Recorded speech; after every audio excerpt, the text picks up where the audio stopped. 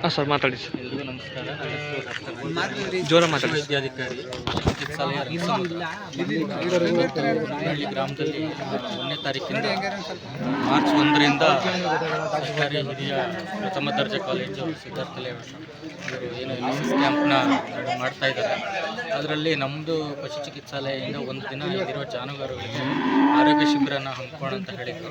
ಅದೇ ಥರ ಇವತ್ತು ನಾವು ಆರೋಗ್ಯ ಶಿಬಿರ ಮಾಡ್ತಾ ಇದ್ದೀವಿ.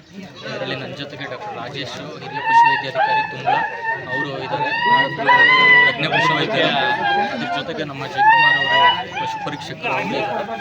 ನಮ್ಮ ಈ ಏನು ಶಿಬಿರಕ್ಕೆ ಮುಖ್ಯವಾಗಿ ಎಲ್ಲ ನೋಡ್ತಾ ಇರ್ಬೋದು ನೀವು, ಎಲ್ಲ ಒಳ್ಳೊಳ್ಳೆ ಮೆಡಿಸಿನ್ಸ್ ಎಲ್ಲ ನಮ್ಗೆ ಸ್ಪಾನ್ಸರ್ ಮಾಡಿದ್ದಾರೆ.